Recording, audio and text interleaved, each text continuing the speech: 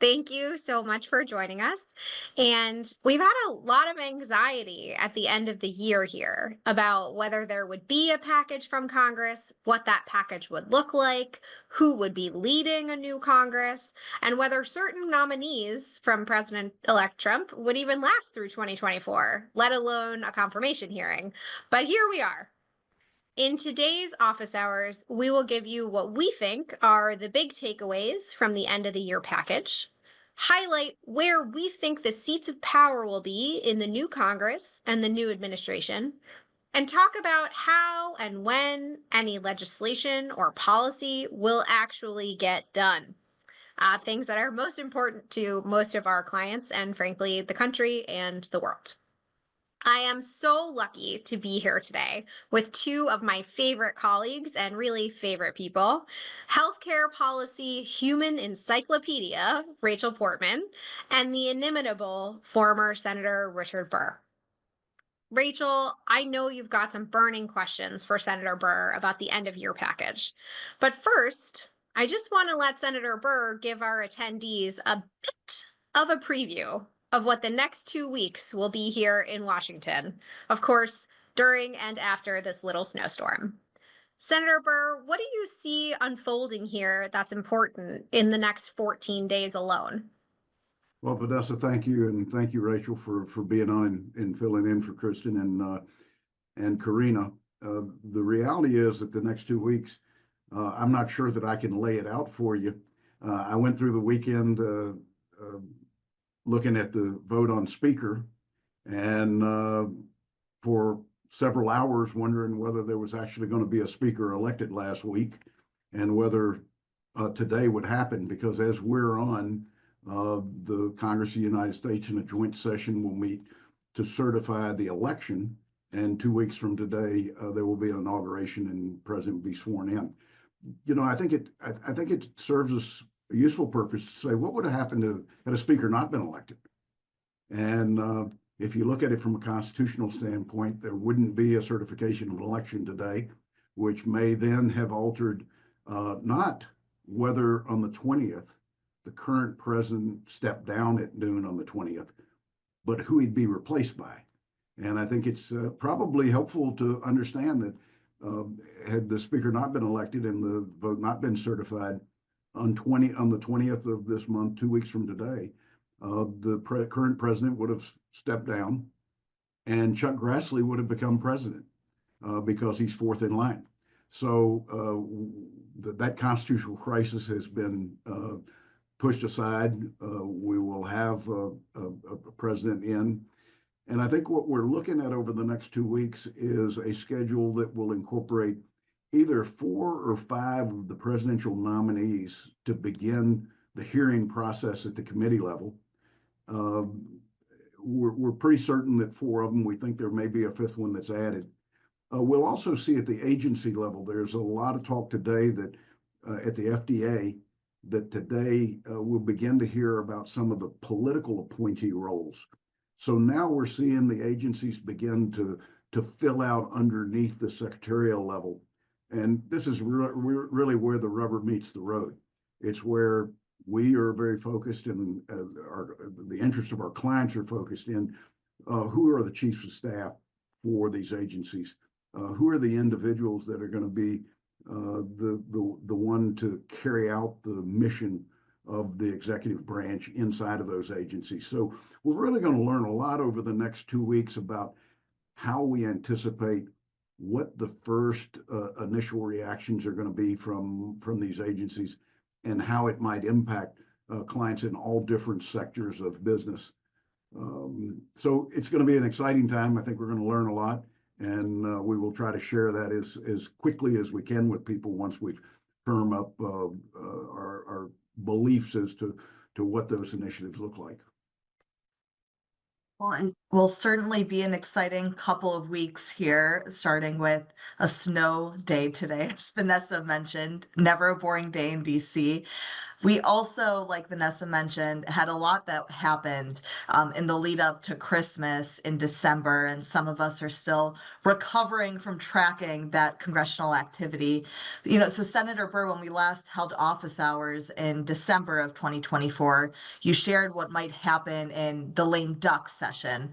And let's just say Congress lived up to its typical end of year expectations of taking things down to the very last minute.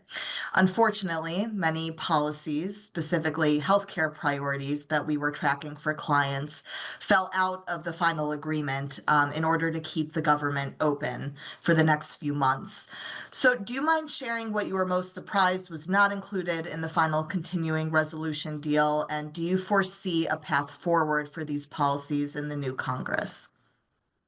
Well, I'll try to do it, Rachel.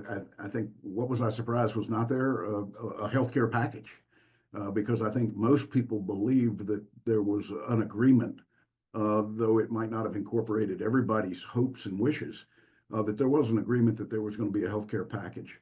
And I think the way the speaker decided to go to the House, and the failure that he had on his first try, meant that there was no way to do anything other than a clean CR, which meant that the healthcare package totally fell by the wayside. So that's items like biosecure, which I think most of us were fairly certain that biosecure would get passed before the end of the year. And this has a huge impact on multinational companies and on the way they look at China specifically and how that might affect their business. I don't want anybody to think that's going away. That's probably going to come back, and I think the fearful thing is it may come back on steroids. So we may go from what might have been an interim step that gave us a little bit of breathing room to get used to the changes to something that might massively be much more intrusive and have a bigger impact. But we're on top of that. We're going to be talking to those folks that are not only on the policy side, but in the agencies that are suggesting what the legislation should look like. I think most people believe that PBM reform was certainly going to be in the healthcare package, and it was.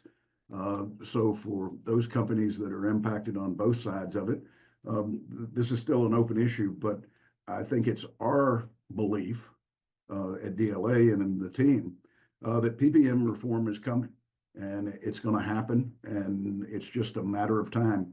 Whether that happens as an individual piece of legislation or whether it happens as part of a reconciliation bill, and I'm sure we'll talk about reconciliation, so I won't get into that right now.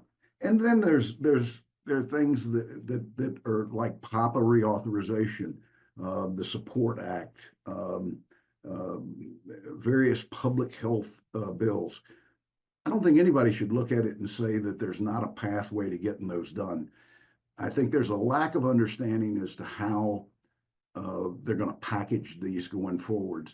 And as we talk about reconciliation, that may suggest to us with some of the changes in the last 72 hours that there's every likelihood that we might see a standalone healthcare bill versus to wait and try to package it in reconciliation. Just want to say, as the geopolitical risk person on the call, Senator Burr, could you repeat again what you said about biosecure not going away and that we will be tracking it despite the fact that it did not make it into the end of the year bill? Well, I think it's one can only look at the standing committees, the special committees, and understand that the China committee was reauthorized. So it's still up, and it's going to be probably more active than it was in this past Congress, in large measure because of decisions that were made or have been made and will be made over the last 2 weeks of the Biden administration, and where we believe the focus of the Trump administration is going to be as it relates to our relationship in China. But the epicenter of that was all structured around biosecure. So if biosecure had impacts on your business, you need to work with us as closely as you possibly can, because none of us know exactly what the impact's going to be. based upon what they eventually agree on what the language is and how intrusive that might be. Thank you so much. I think that's been a top of mind issue for so many for so long. Certainly bears repeating, and your wise counsel is well taken, hopefully, for all of our attendees. I also just wanted to say, for the folks joining us, please feel free to submit your own questions in the Q&A through the chat. And we will try to get to as many of those as we can, either during our conversation or at the end of our remarks. So sorry, I should have said that a little bit earlier, but just want to give folks a chance now to do that if needed. So, Senator Burr, we've talked a little bit about sort of the different nominees that are going to be coming through. We've talked about some of the drama with the House leadership race. Where do you think the real power center will be here between the executive and the legislative branches? We know you have a close friendship with Leader Thune, and he clearly enjoys broad support in his conference, but unclear sort of what kind of player the House will be, and just where you think the other sort of centers will be, other than obviously the leader's office, which is pretty much always a position of strength. Yeah, let me make this statement if I can, Vanessa. Washington historically, at least for the 30 years that I was there, was very relationship driven. I believe that Washington, at least for the next 4 years, is going to be very transactionally driven. And this is a distinct change from where we've been. And I think it's going to have an impact based upon how committees process things. I've said on office hours before, and I said before office hours, that I don't think we shouldn't become too concerned about the personalities of who's been nominated. What we need to really understand is what's the mission of this White House on each specific area of federal government policy. So it may be different in healthcare than it's going to be in national security. But the most important thing is where is the carryover between these buckets? Because security is going to permeate everything. AI and technology is going to permeate everything. And so we're spending a tremendous amount of time looking at that. But at the end of the day, as much as I've relied on relationships in the past, this transactional component is going to be, what is the directive that President Trump's administration sends to Leader Thune? What is it they send to Speaker Johnson? Or, my gosh, do we have another crisis in March when we need to pass a CR and potentially there's a change in speakership? What's the impact going to be of a 1 to 3 vote margin in the House of Representatives? It's going to mean that we're going to have to rethink how everything's packaged. And something that I think Congress is not used to is everything's going to have to be choreographed with a White House because of the fact that there may be a need for a president to make a phone call as a vote's going on to make sure that votes can be accumulated in the right way, just like we saw in the speaker's election. I've always believed that if you were right on the policy, that it's a process of education. I still believe that education is really, really important, but you've got to align yourself with where the policy that comes out of the White House is going to be. And you're going to have to be at least anchored to that in some way, shape, or form to get initiatives passed. So relationships are important.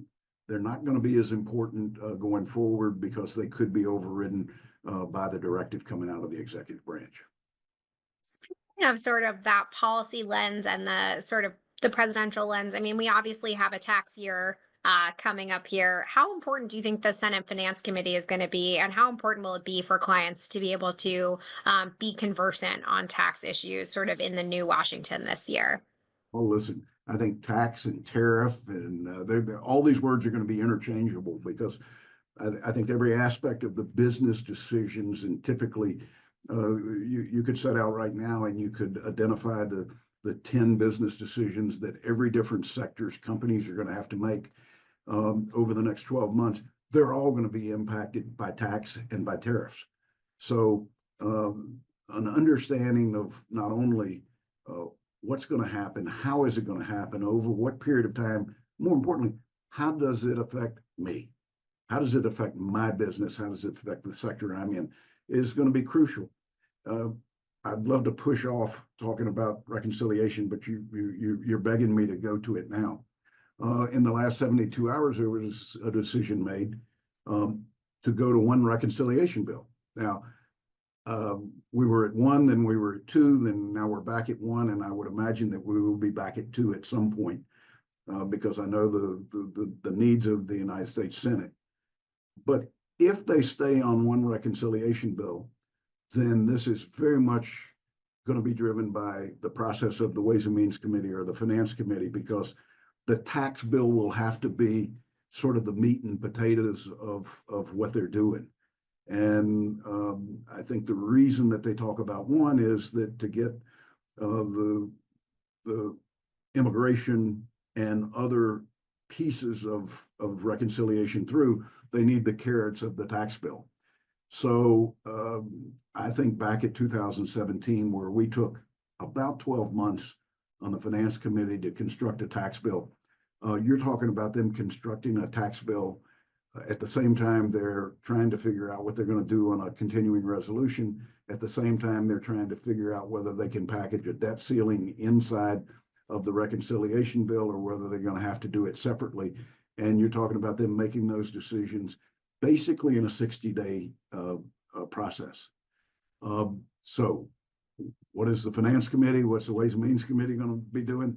They're going to be working 7 days a week from now until the time this bill is introduced in the committee.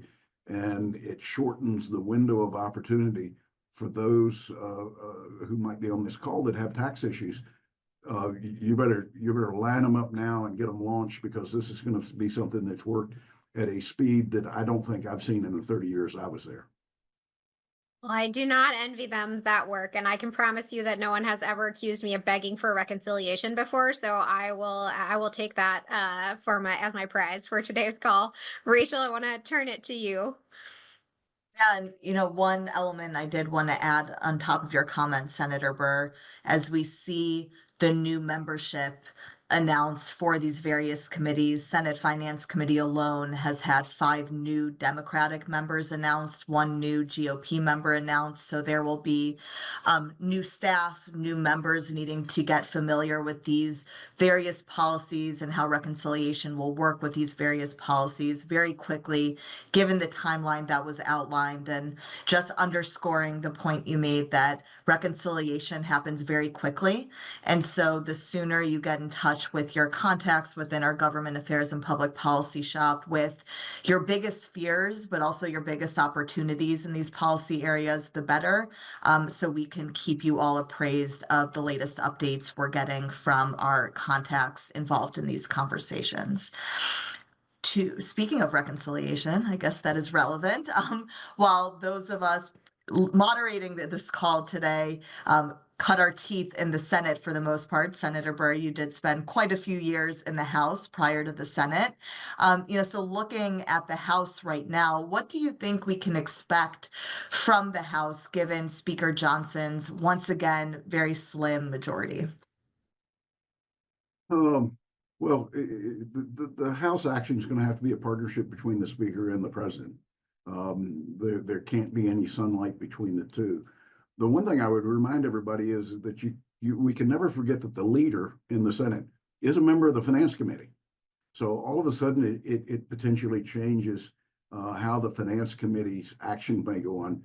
And when you match that with the fact, as you mentioned, many new members of the Finance Committee on the Democrat side, it really puts a tremendous amount of importance on people like Senator Warner, who are seasoned on the committee and who have been intricately involved in putting together tax and finance policies before. They're going to be absolutely crucial to the way going forward. From a standpoint of the House, I think, Rachel, it's really about whether the Speaker and the President or the President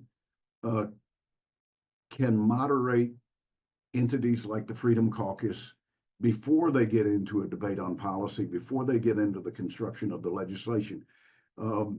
it it strikes me that um, they're going to have to make tax proposals and policy proposals, some of which spend money,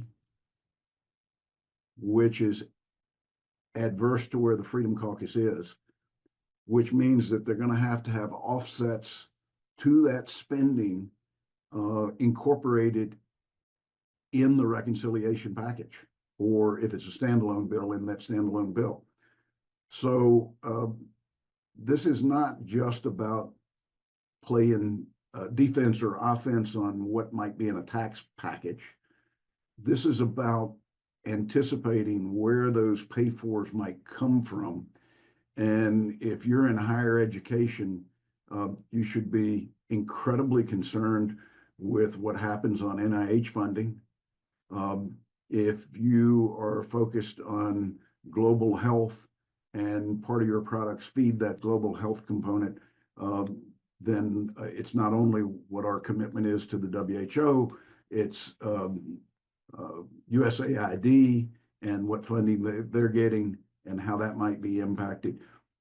I guess what I'm saying is it's really the whole of government that we believe at DLA we're focused on, because we've got to try to anticipate where clients may be negatively impacted, even though the core of the policy doesn't affect them. It may be the ancillary ways that they're either trying to pay for things or policy initiatives that are drastically different from one administration to the next. Certainly going to be very interesting to kind of see how these dynamics play out. Senator And Burr, Vanessa, let me just add to that. sure. I don't believe the dysfunction of the House ends. I I thought really you were going to say something positive, but thank you for saying something no. realistic instead. Yeah, I think we've got to be realistic about this. I don't see anything that changes the dysfunction, Yeah. and I think sometimes we forget that. Let me take an issue that I think most members for the last 2 decades have been familiar with. PEPFAR, a global health initiative that dealt with uh, President Bush initiating drugs for individuals that were positive with HIV and AIDS in Africa. It was something that was reauthorized every 5 years. 80% of Congress was not there when PEPFAR was created. Most of them weren't there when it was last reauthorized. So there's a pent-up demand for education on things that have been around for a long time. And in the absence of that being done, then it's easy for the House of Representatives to turn around and say, we don't need this program anymore. I just use that as an example because I think everybody is familiar with that program. Yeah, no, absolutely. And I think, as Rachel said earlier, some of our Senate may be showing, but I think it's pretty clear for everyone to see that the House does not function or operate the way it once did. And it's definitely going to be affecting not only how policy gets made in the House, but also just a lot of these intergovernment dynamics between President Trump, the House, the Speaker, and the Senate, of course. So speaking of those dynamics, do you think that continued dysfunction in the House is going to lead to more executive action? I know we've heard a lot of talk about executive orders on day one. Do you think that part of that is driven from a fear of House dysfunction, or how do you think those are really going to get rolled out? What's your view on that? Well, let me just say, I expect a lot of executive orders probably on day one and continuing through the first several weeks of the new administration. I will be shocked if one of the first ones that the executive branch comes out with is not a 5-day return to work of federal employees. And I think that will be a shock to the federal workforce if in fact they do it. And clearly that's something that I think he has the authority to do in an executive order. It may solve some of the Dodge committee's needs of how they raise some funding, and it may make easier some of the reforms that people are going to make at agency levels. But I clearly think that the administration is going to be focused on those things that either achieve, one, the policy goals that they ran on, or two, that it creates the avenue for the types of savings that they're going to need to be able to fund some of the policy initiatives that they have. And that can be tax, or it can be other policy initiatives. It is impossible for me to envision a way that you can thread this many needles in the dark. So this is where the dysfunction and the challenges come, is when they hit the first one that doesn't satisfy everybody. What does that do? And the fact is that Rachel mentioned this, that what happens on day one when everybody's not in agreement? The likelihood is everything stops. And the timelines that we saw for an April reconciliation becomes a May or a June or a July. These things can only be pushed so far, because you've got a term, you've got a date of the end of the year on the tax bill. Maybe with extraordinary measures, you can extend the debt ceiling to June or July.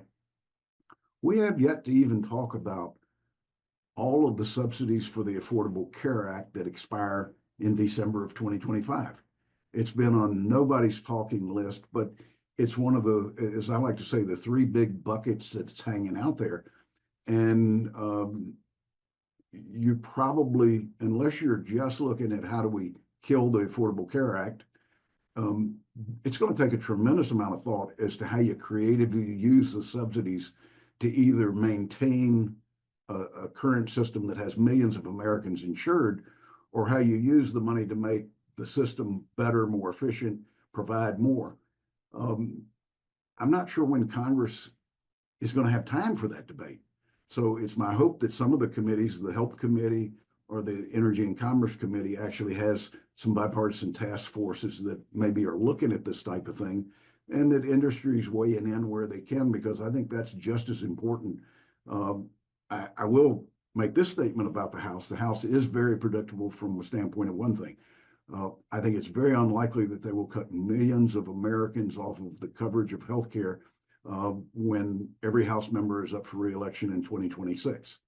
So they will hobble together something.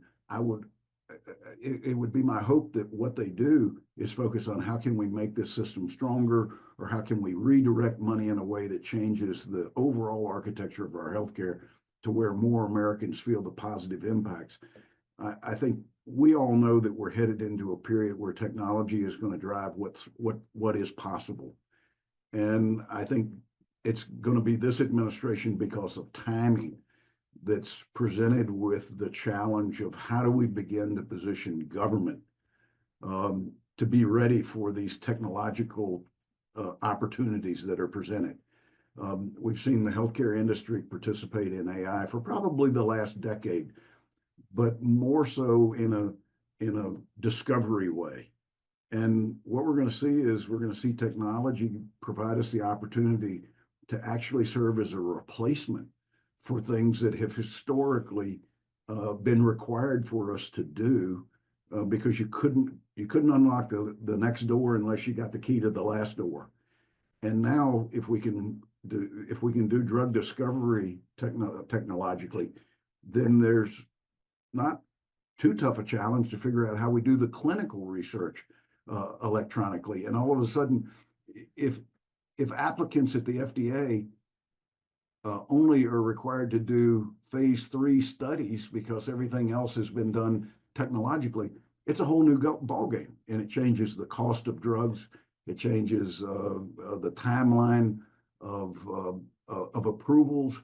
Therefore, it has a whole different response by the capital markets on these particular sectors. If we don't take advantage of that, then the capital markets will perceive it as a lost opportunity, and they will be less inclined then to invest in something that's going to take 8, 10, 12 years when they see everything else being impacted in a positive way, and it being accelerated from discovery to actual deployment. So this is a White House that's going to have to deal with this technological possibility that's there. And really, I think their future is going to be sort of conditional upon how they handle this and whether they make the changes appropriately at the agency level to be able to accommodate this. Absolutely. And I've heard you talk before, very smartly and presciently about, AI's transformative effect, not only in the private sector, but also potentially in the government, from everything from acquisition to FDA applications. And I think it'll be really interesting for us to see sort of where does that regulation and policy conversation go around AI. And maybe we can think about having another office hours sort of focused on that. Maybe we'll voluntold our colleague, Tony Samp, on that. We'll see. But I just wanted to throw it to Rachel. I know we're sort of at time. I know she's got some wrap ups, so I will throw it to her. And Rachel, before you wrap up, let me just loop back to nominees just real quick because we sort of skated over that, and I think it's worth noting that in previous office hours, I suggested that there were some nominees that it was questionable as to whether they would make it through the gauntlet. I think it's our collective belief today that all the nominees that are currently out there are going to make it through the confirmation process. That's the Department of Defense. It's HHS. It's DNI. It's CIA. So I sort of want to take that off of everybody's question list of what's going to happen. I think the stars and the moon have aligned to where the support is there. I use the caveat that's assuming that something that new doesn't come out that becomes a disqualifier.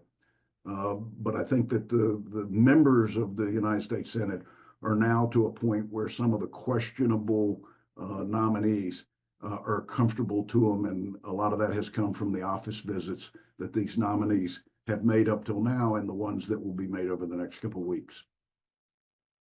Over to you, Rachel.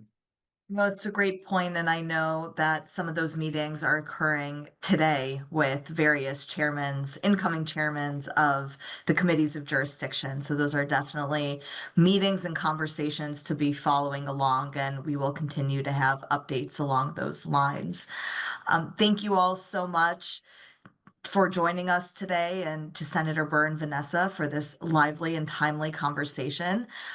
We know we had limited time for our discussion today, and we were trying to cover a lot of information and definitely did not cover all of it. So please feel free to reach out to myself, Vanessa, or Senator Burr, or your contact within our Government Affairs and Public Policy group to answer any additional questions you may have. Our next office hours with Senator Burr are scheduled to be held on January 27th, and we will announce the topics soon and hope you are able to join us for that session as well.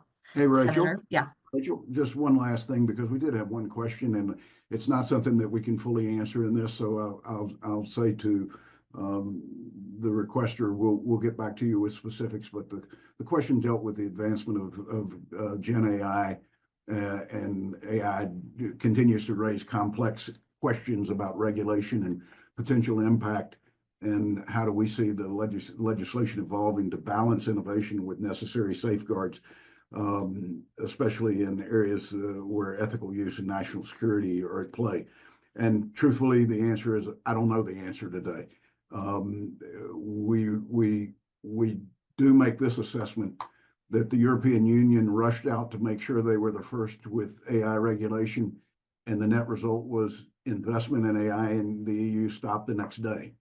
And we don't want to see that happen in the United States. So it's our hope that the understanding of what the potential that technology and AI offers this administration and this country and the globe is explored at the same time we look at what the uses and, more importantly, the regulatory architecture should be.